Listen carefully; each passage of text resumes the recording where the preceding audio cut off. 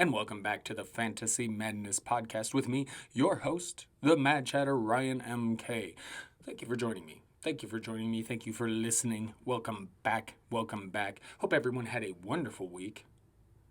Mine is a little rough, but all is well. We had football last night. We did. We had football. It is back. It is back. A little weird. Half empty stadium. Well, more than half empty. And, the booing of the moment of unity. That was a little lame. Well, more than a little lame.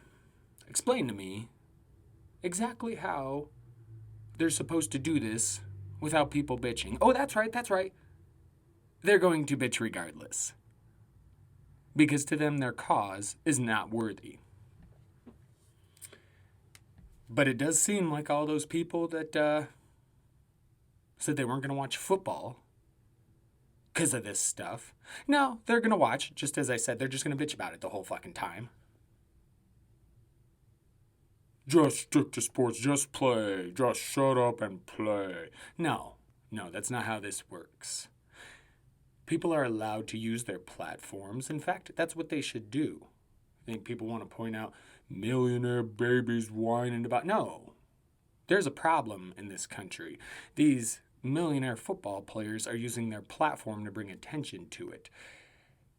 I'm not sure what people are missing here, other than, they're just stuck in their own caveman mentality, and they're unwilling to educate themselves. Must be too much work, I guess. But we'll move on. Moving on to the actual football. But I did want to get to that because I found that very disappointing. Very disappointing. Now, I expect there to be backlash towards these players for doing this kind of stuff. But how are you going to go to the game, boo them for standing up for something they believe in, and then turn around and cheer them during the game? We care only when you're playing football. Just play the football. Nothing else matters. Just play the football. Get the fuck out of here with that shit. It's frustrating. But we did have a good game last night. Well, I don't know if I'd say good game. I was just happy to have football back. But the Chiefs kind of took it to the Texans. And they win 34-20. Clyde Edwards-Helaire, he looked good, man. He looked good. You know me, I had a little bit of doubt, like how good was he going to be? And I did see a couple things. Everybody's talking about the goal line carries, and, some want to point out that, hey, he got 6 goal line carries. That's a good thing, and that's true. The fact that he could convert on none of them, I feel like it is something to look at. However, I don't think it's as big a deal as some of the anti-CEH people believe it to be.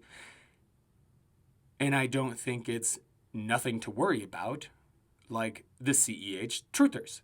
CHE, Clyde Edwards-Helaire, CEH. Yes. So, yeah, Clyde Edwards-Helaire is going to be pretty good. But I do wonder if he continues to struggle with short yardage goal line type carries, is that where they bring in Darrell the Barrel? Now, Darrell the Barrel had a chance last night. He out-touched Clyde Edwards-Helaire in the first quarter. Didn't do a lot with it. That's a shame for him. And a shame for anybody who thought maybe Darrell the Barrel would get some run last night. And it looked like he might until he wasn't able to do a whole lot. And then Edwards-Helaire came out and did a lot more. Now, it is impressive. He had a great game. 38 yards. I was going to say 32. And a touchdown. It's over 5 yards a carry. Looked good. Didn't even catch any passes, which is more what he's known for. So that is something to look at, that, hey, he had this game and he didn't get any of those goal lines for touchdowns. It could have been more. And he didn't catch any passes. So I imagine they'll continue to expand his role and get him more involved in the passing game and things like that. So I do think, if you drafted Clyde Edwards-Helaire, you're happy. And you know me, I didn't dislike him, but I wasn't as gaga for him as everybody else. I'm a JT fan myself. But I do think the spot, more than anything, is what makes Clyde Edwards-Helaire appealing. And if they're going to use him like that, then yeah, he's worth everything you spend on him. Again, do I see the potential for goal line carries to be taken from him if he continues to not be able to punch them in? I mean, yeah, that's possible. But again, he had the game last night that he did without catching passes. So if he's catching passes and Darryl the Barrel comes in to steal a few goal line carries, it should all balance out. So Edwards-Helaire, I mean, any of those thinking that that was not a successful debut, come on, man. I wasn't as big on him. I thought he was overhyped too, but you can't sit here and look at last night's game and not go, okay, we got you. We understand. Now, it is just one game. And one other thing that does worry me is, man, I saw dude take some shots, okay? He's not the biggest back, so that could be a worry. The smaller backs, they get smashed, leads to injuries. We'll see. We'll see how it goes. But I do have that small worry, like, is this dude going to be able to be durable? Like, I saw him get smashed by a Texans linebacker last night, and for a second there, I thought he was going to stay down for a minute. So we'll see. We'll see. I know I say that a lot. We'll see. But remember, it's one game. There's a couple of concerns to look at, like I said, at least for me personally. But for the most part, I don't think you can walk away from last night's game and go, yeah, that's a good thing they got going on. Clyde Edwards-Helaire, yeah. Good back, knows what he's doing, perfect spot. That's really the thing. Is even if he has some flaws to his game, he is on the Chiefs. And that's a point many people were making. And I personally wanted to see it. And I saw some of it last night. I was impressed. I was. And I knew he was going to be good. But there you go. He had a hell of a game without catching any passes. To me, that's kind of impressive, So I think any of those, like me, who felt Edwards-Helaire overvalued, Jonathan Taylor's a better player, you just got to look at it now and go, hey, maybe that's still true. But dude's proven he's right for the Chiefs. And if he's right for the Chiefs, he's right for fantasy football. So I don't know how you want to go from there. But that's the way I look at it. That's the way I feel about Clyde Edwards-Helaire. All right. So we got the Clyde Edwards-Helaire stuff out of the way. Sammy Watkins, 82 yards and a touchdown, leading receiver. Kelsey and Hill, they got some yards and a TD, but really Watkins was the leader in that. And we know this happens sometimes. That's why Sammy Watkins, I've suggested, good for best ball. Because he's going to have big games. He had a big game week 1 last week. Now, if you can, this might be an opportune time, if you have Sammy Watkins, to trade him, or at least attempt to. Otherwise, yeah, he's going to give you some.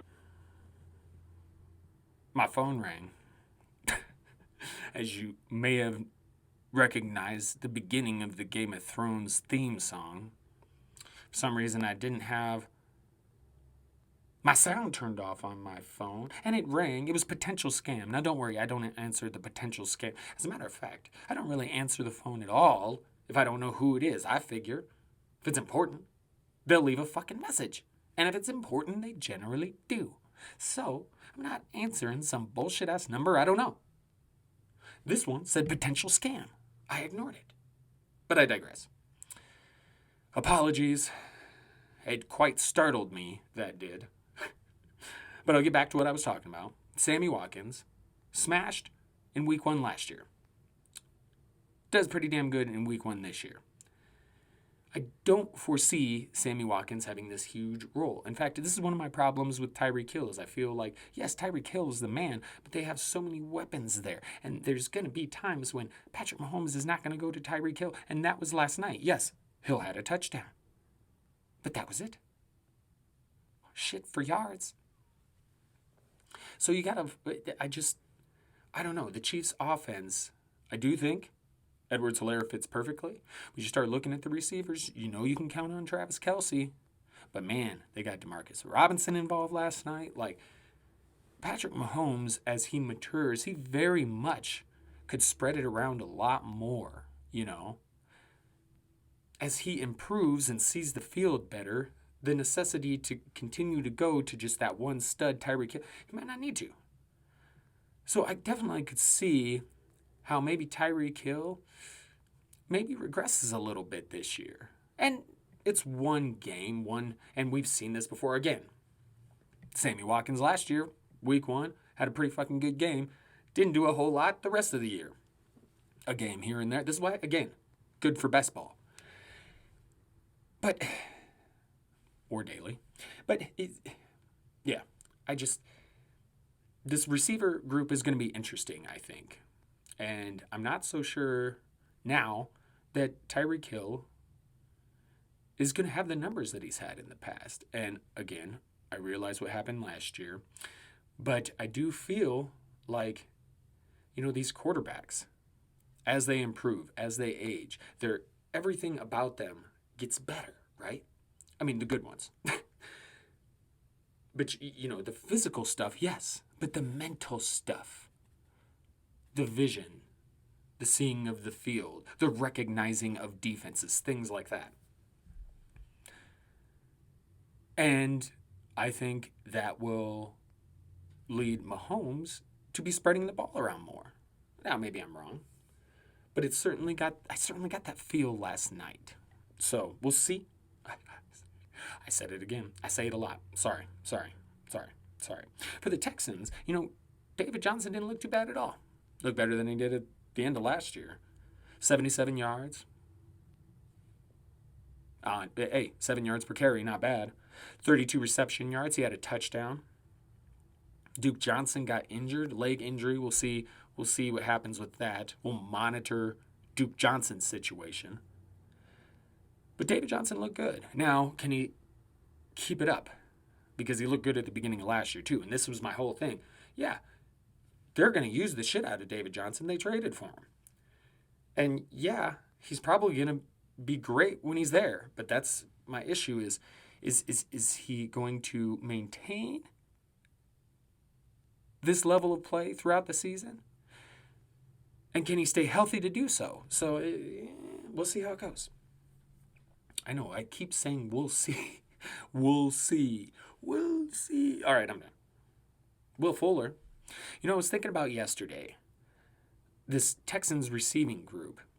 And really, if you look at who they have, Brandon Cooks really is a legit number 1.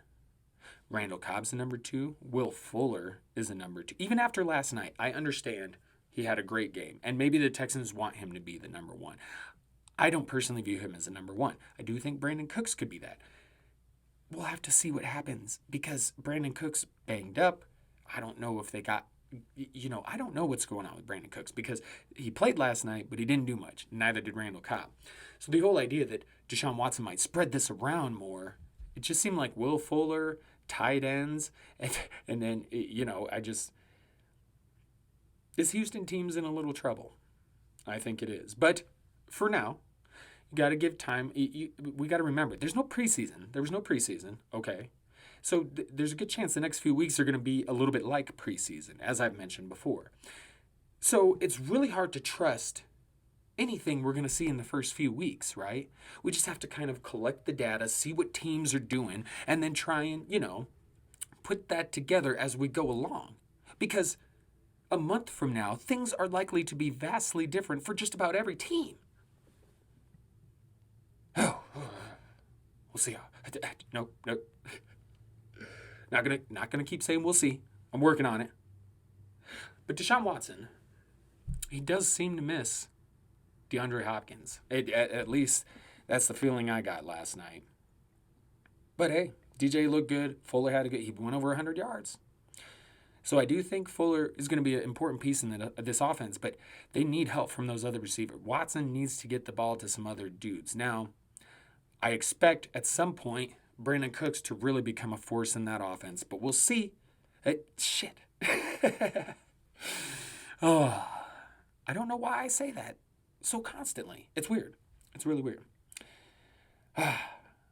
But yes, it was, it was a fun game in the sense that, it wasn't the most competitive, but football was back. And it was fun to see, and it was cool to see, the Super Bowl champs, the Chiefs, because they just have the fun offense, and you like Patrick Mahomes. And it was nice to see Deshaun Watson out there. And hey, good to see Clyde Edwards-Helaire have a good debut. I was never against Clyde Edwards-Helaire. Again, I just felt slightly overhyped. And that he may not be quite what everybody thinks he is. And after one game, he certainly looks to be the right guy for that team. And he looks good doing it. So, again, a couple of small concerns. Might not even matter, but he landed in the right spot. I'll repeat that forever. Landing on the Chiefs was a big deal for Mr. Clyde Edwards-Helaire. And he does fit in quite perfectly. So, it was fun watching the Chiefs. It was nice to see the Texans. I was hoping to see a little more from that receiving group. But hey, again, expect a few weeks of some ugly football, people, because we're probably going to get that. But along the way, hopefully we gather this information that I've talked about and we can make good analysis, good formulations of what may come next, a good forecast for what may come for the rest of the year. So it's really going to be important to try and pay attention over the next few weeks and not get too caught up and get really hunkered down in an opinion, because I'm telling you, it's going to be a few weeks of preseason like football and coaches are trying to figure shit out. It's going to be later October when most of these teams are really locked in as far as how their offense and defense is running, et cetera, what players, rotations. It's going to be a little bit before we get to that point. So, until then, don't overreact on anything. But football is back. Chiefs take the win. It was fun. Thursday night football. That's right. And we've got plenty of football coming Sunday. But before that, we should probably discuss some of the injury news, the injury stuff that's going on, so that we can decipher exactly how some of these, groups are going to look come Sunday. So let's go ahead and head on over to the infirmary.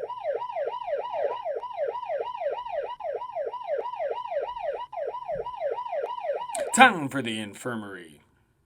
A lot of dudes with fucking hamstrings blah, blah, blah, blah, blah, blah, blah, blah, blah. A fucking tongue twisting already.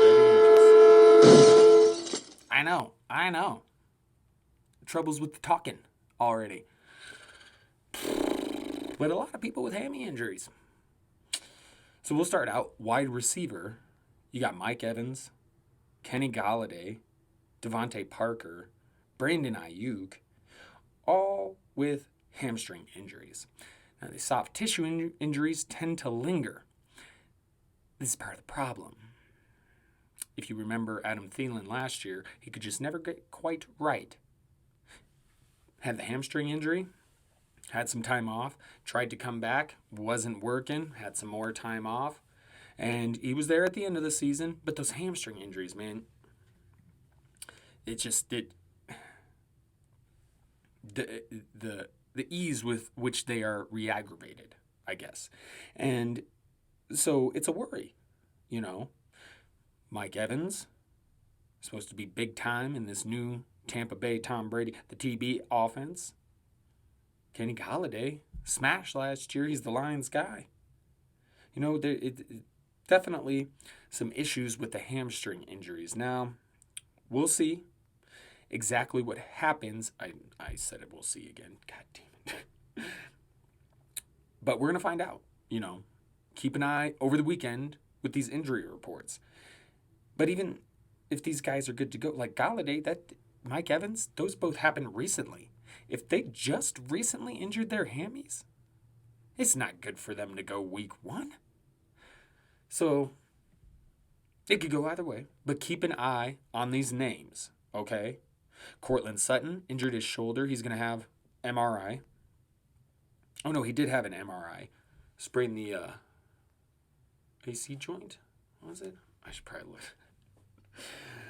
But he sprained something in his goddamn shoulder.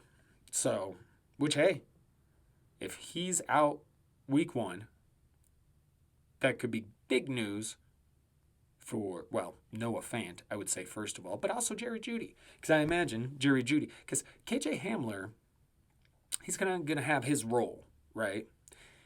But Jerry Jeudy, I think he's going to get monster targets if there's no Cortland Sutton. Also with the shoulder injury, Mike Williams, we talked about him. Originally was going to be out for about a month. Looks like he's progressing okay. Maybe will be available Sunday. Personally, if you have him, I would say I wouldn't play him. Give it till, but that's if he plays. If he plays, I would avoid him. Same thing with both those, San Fran receiver. I mean, obviously, Jimmy G's going to have to throw it to somebody. But particularly if both Ayuk and Debo's got the foot injury, if they both end up somehow playing, I'm just kind of waiting to see how that all plays out. Because it could go, Debo's been there, but Ayuk has been there in camp, till the injury, and they don't really have much else. Jalen Hurd went to IR. They do have Trent Taylor, who I kind of like, but they don't have a lot there. Which is why I have George Kittle in all my daily fantasy lineups. Because I think he's going to smash Sunday. But so, just pay attention to these receiver injuries. Jalen Reagor of the Eagles sounds like he's good to go, which is weird. He had the injury, and everybody thought he was going to miss the first couple of weeks of the season, at least. And now here he is, likely to start game 1. Which is awesome, but it also kind of fucks me and all the Greg Ward that I put into certain lineups. And John Hightower, I'm going to have to do some rearranging if Reagor is in fact playing. But it looks like he is. For running backs, Miles Sanders still dealing with the hammy. Been limited. Now, by all accounts, it sounds like he's going to be okay and he's going to play. But man, that's scary. That's one of the top backs. You want him to be good to go. David Montgomery seems good to go. I don't really care because it's David Montgomery. They really don't have anything else there behind it. It's a shame. I like Tariq Cohen, but if David Montgomery continue, if he doesn't improve or struggles with injuries this season, they don't have anybody. Is this where Devontae Freeman finally ends up? Maybe. And then Damian Harris of the Patriots placed on IR. Honestly, I can recall if I added that in to the Monday pod. I can remember exactly when that happened. But it does sound like he's had the pinky issue. It does sound like he will be okay. He will be back in a few weeks. And we're going to wait and find out. I almost did it. We're going to find out if Damian Harris can get back to what he was doing in camp, being impressive and all. We'll see if he can get back to that when he gets back from this hand injury.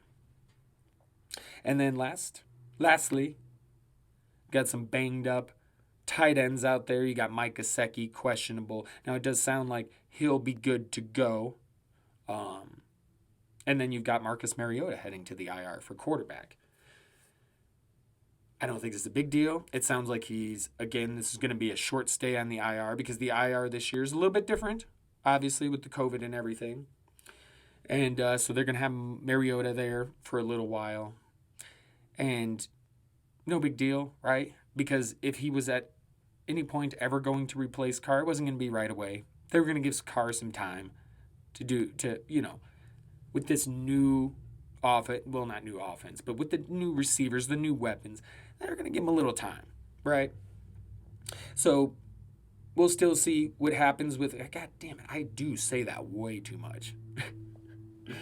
But we're going to find out. We're going to find out what happens with the Mariota Carr situation. But Mariota Derek Carr should be good for the first few weeks with Mariota on IR. So, and I did want to throw in some daily fantasy. My daily fantasy diary, because we're all here for one thing and one thing only. Duh. Winning. Right. So, I like to go a little bit out of the norm when it comes to fantasy. And, a lot of people will try and, play. Because the hard thing with daily is you want your guys to hit, right? But you also want to try and get guys that'll hit that a lot of other people aren't picking. And that's the difficult part, right?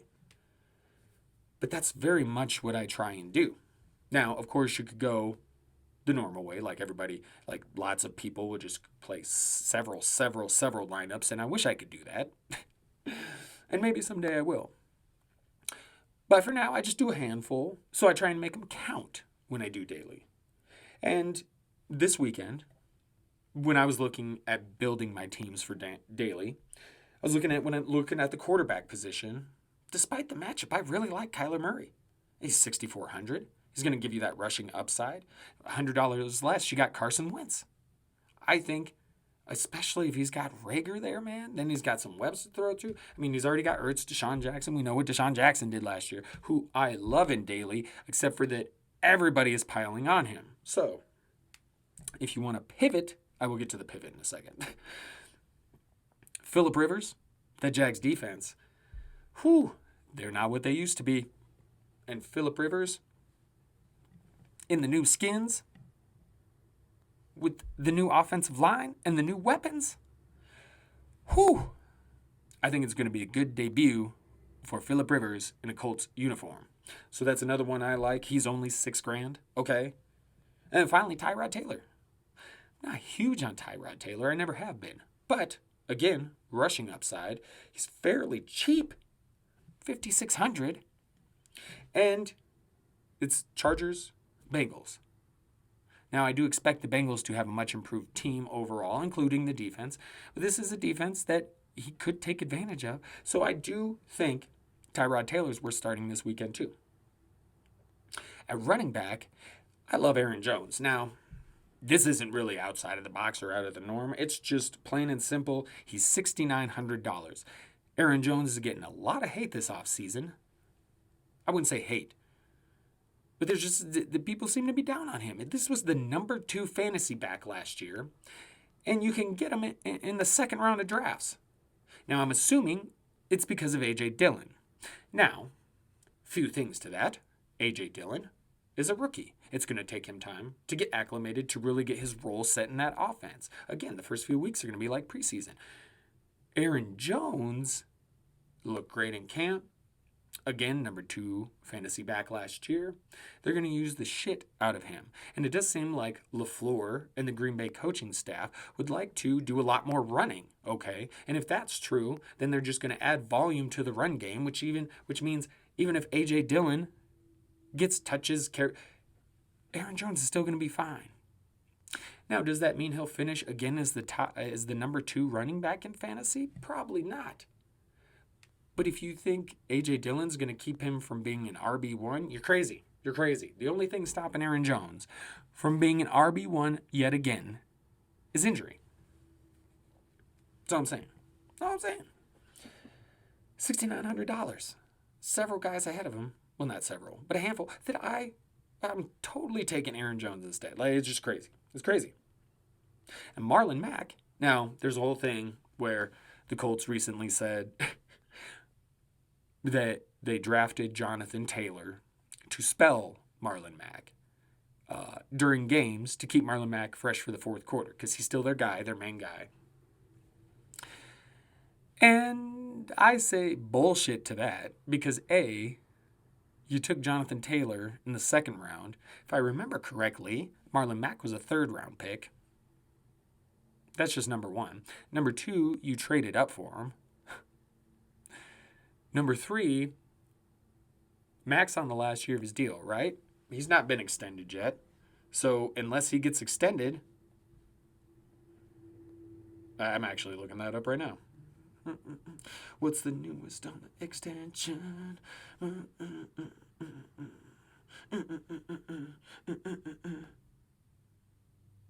Nothing yet. Nothing yet. Nothing yet. Just the last we heard was fuck, man, in February. And that's when it was they were going to talk to him about an extension. So maybe they're saying this to just make Marlon feel good. I don't know. But coaches lie all the time. Sometimes they tell the truth, but a lot of times they lie. We've been through this. So I'm not buying into any of that shit. But I will say this. Marlon Mack, at least for the first few games of the season, should be very startable because they still want to use him. And he can catch the ball. Okay? And what does Philip Rivers like to do? He likes to dump off to running backs. So, Marlon Mack, $5,300. That's a hell of a play. I still love Jonathan Taylor, and I think he's the lead guy by the end of the year, if not, probably by midseason. And I'm sure even in the first few weeks, Jonathan Taylor will have some big games. But I do think Marlon Mack is going to be playable. Oh, almost said it. J.K. Dobbins. At $5,000, you can get J.K. Dobbins. Now, officially, he's listed 4th on the depth chart. I don't buy that. That's just window dressing. See, they have a role for him. They're going to use him. And the more he looks good, the more they'll use him. And I just have a feeling they're going to start out with Mark Ingram. Kind of like you saw at Kansas City last night. They started out with Darrell the Barrel, right? Darrell the Barrel went out, didn't do a whole lot. They brought in CEH. Now, Mark Ingram is a fine running back, so I'm sure he'll get some run. But at some point, they're going to want to put Dobbins out there and see what he can do. And if he does what some of us think he can do, they'd be hard-pressed to take him out the game, no? So, we'll see how it's going. But I do think Dobbins is a nice price right there, $5,000, just for week 1, on the off chance he just has a fucking mega game. And that's the Flyers, the James Robinson.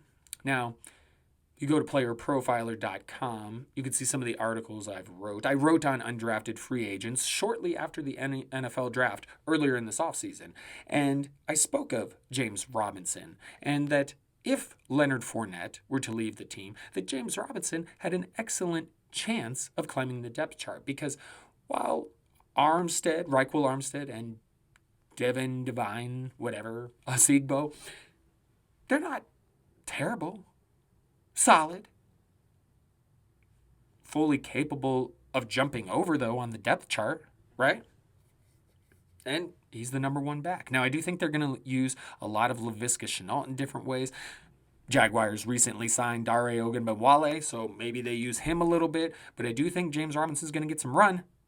And, I mean, there's a good chance he can only do so much because the Jaguars get behind early. But I do think in a few lineups, we're throwing him out there because he's cheap. James Robinson, $4,000. Right above him, Joshua Kelly from the Chargers, $4,300. Justin Jackson's been banged up. Joshua Kelly's been making a name for himself, really pushing for that number 2 spot. They're going to use those guys next to Eckler. Joshua Kelly could take on that Melvin Gordon role. He's got that. I'm telling you, the Austin Eckler people are thinking too much about Melvin Gordon leaving, and they're also thinking too little about Joshua Kelly and Justin Jackson. I think Austin Eckler is a great play, but I also feel like he's been highly overvalued this year because of the presence of Joshua Kelly and Justin Jackson. So yes. And then, wide receiver. T.Y. Hilton is just way too low on here. And he's getting a repertoire with Philip Rivers in camp. You can't just ignore it. It's too low. $5,800. Perfect.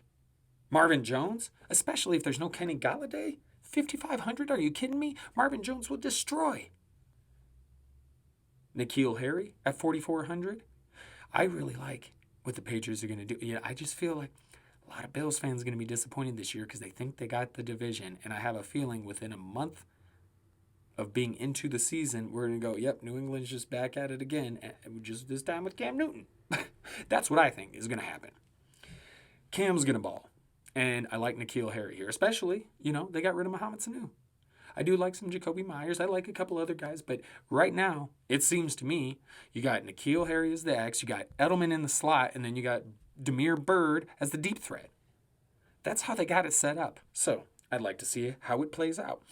And then some of these rookie wide receivers are in the, $4,000 range. Chenault, Bryan Edwards, Jalen Reagor, all worth taking flyers on in daily because any one of those guys could pop off. Okay? And in week 1, yes. The aforementioned Damiere Byrd for the Patriots, $3,200. If Cam gets him a few deep balls, he could pay dividends this week. Or any week for that matter. Scotty Miller. Now, if Mike Evans sits, it'll be tough because then Justin Watson would then take the Mike Evans role, okay? And Scotty Miller would stay in his spot. But as you saw last year, just because Justin Watson gets runs in Mike Evans' spot, doesn't necessarily mean he gets Mike Evans' targets. So with that said, I still like Scotty Miller. I really do. And he's $4,000. But you could also take a chance on Justin Watson. Bucks are going to be throwing the ball. That's going to be a high-scoring game. So if you want players for a high-scoring game, it's the Saints and the Bucks, I do believe. Tight end, daily fantasy. Hockenson, man, $4,200. Again, if there's no Kenny Golladay, Marvin Jones and TJ Hockenson are going to smash. They could have good games anyway. But if no Kenny Golladay, Jesus. Jack Doyle. We know Phillip Rivers likes tight ends. Jack Doyle, and don't get me wrong, I'm a fan of Mo Alley-Cox. And I'm sure we'll see him in some action. But for right now, Jack Doyle is the main guy at that position. And Phillip Rivers will use him. $3,600. He potentially could have a big game. Especially if they're not seeing Michael Pittman is ready enough and Zach Pascal. So then, you got T.Y. Hilton, Paris Campbell. Maybe it's Jack Doyle in the mix in week 1. So I think he's definitely worth going on. And Chris Herndon of the Jets, $3,300. That's another team that lack weapons. Now they got Denzel Mims, who they drafted, but he's been running with the second team because he's missed a shit ton of practice because of a fucking hamstring injury. But at least he's been staying off of that hammy. You know what I mean? So he's been resting it a long while. So hopefully it's healing. And hopefully they don't put him out there too early. Because I'd like to see Denzel Mims kick some ass at some point this year. Because Darnold will love him. And then finally, Logan Thomas. He was named the starting blah, blah, blah, blah, blah. No! I know. You suck, you jackass. That one was bad. That one was bad. Logan Thomas of the Washington Foreskins. He is a great pick in my opinion as well. $2,800. He was named the starting tight end of Washington. He is competing with nobody else at the position and hardly anybody else for targets. Now, I'm sure Antonio Gibson will get involved, but at receiver, it's Terry McLaurin, man. It's Terry McLaurin. He's the guy. I do think there's a chance Logan Thomas has a big day because Dwayne Haskins just doesn't have a lot of great options to get the ball to. And Logan Thomas is one of them. So, that's what I got for you. That's what I got for you on Daily Fantasy. So make sure, if you're going to play, take some of this shit and use your brain, use your mentals when trying to figure some of this stuff out. You know what I'm saying? Because you got to take those shots. You got to take those shots of the cheaper guys. Because if you can build a top-heavy roster and hit on some of those cheap guys, that's what I like to aim for. Anyway. Daily Fantasy. Do it.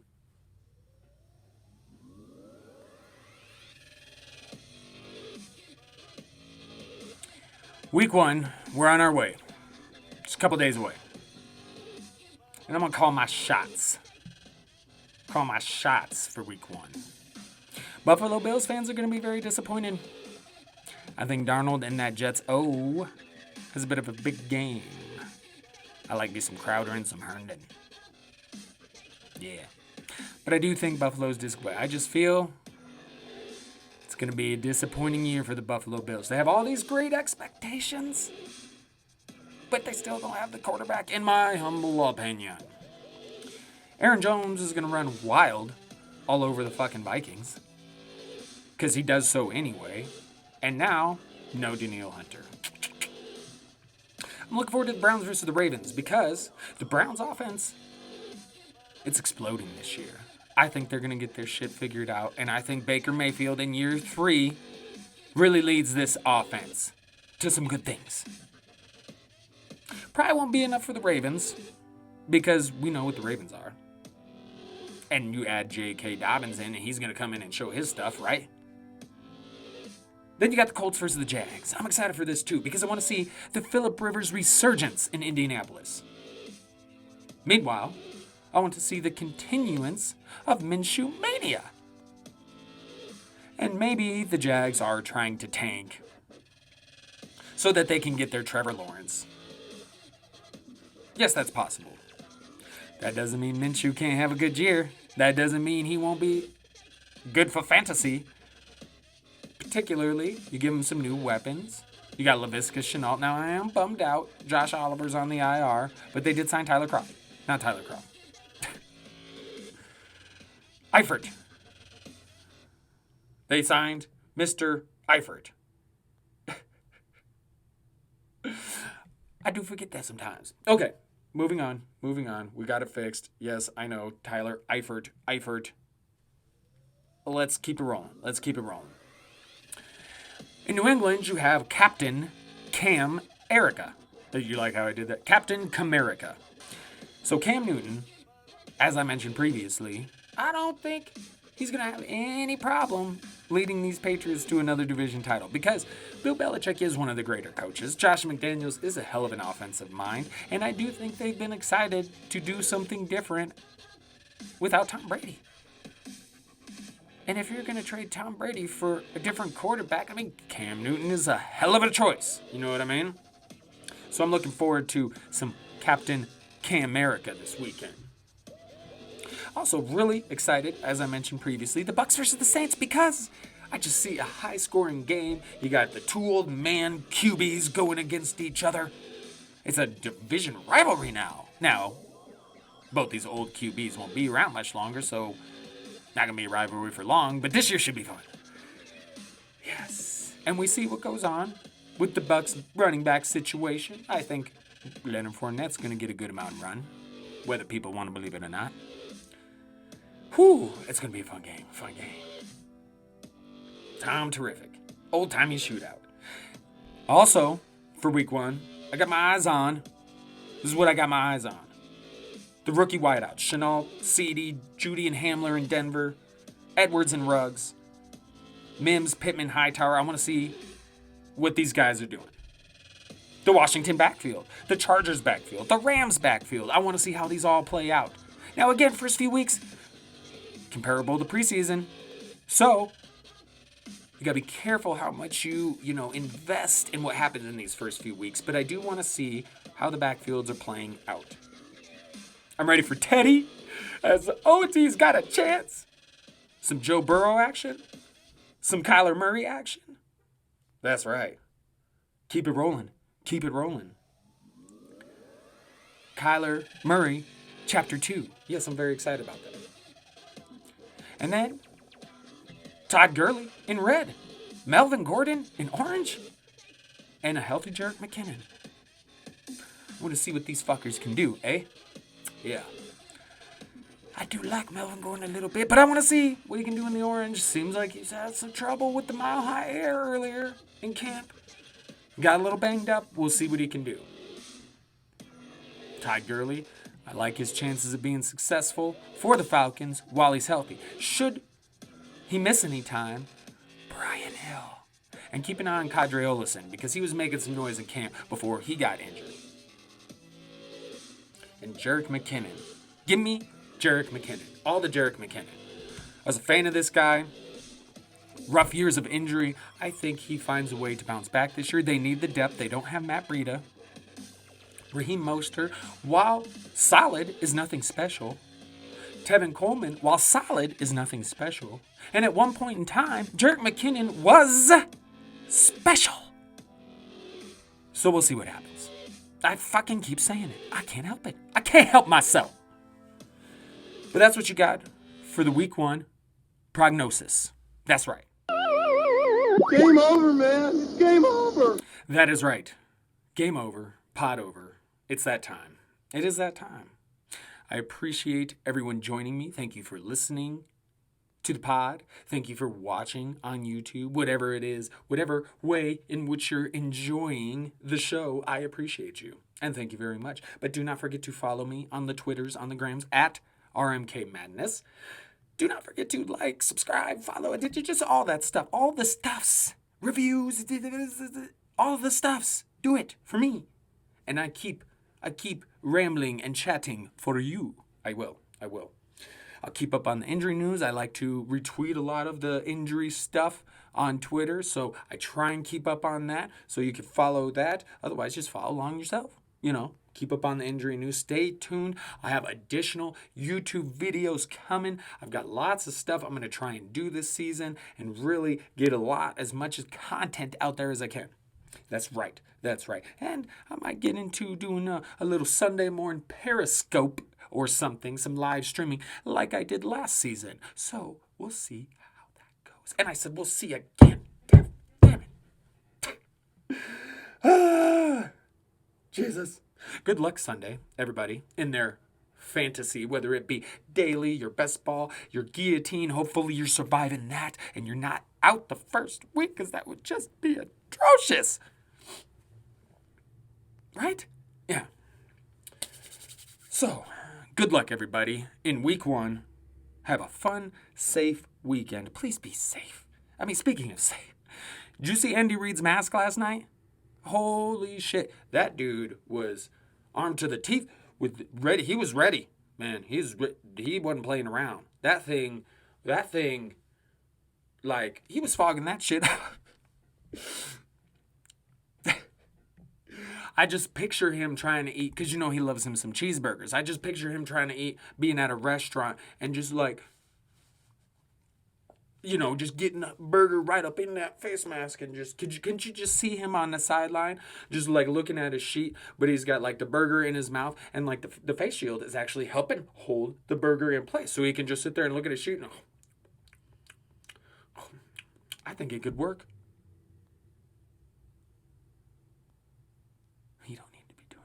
He really should concentrate on football during the game and not cheeseburgers. So I should redact that statement. You know what I mean? Anyway. All right. We're going to head out. Everybody, have a wonderful, safe weekend again. And as always, much love to you all. Stay safe, stay vigilant, stay mad. Ta-ta for now. Laters. Oh, what the hell? Where is my music? Where is the music?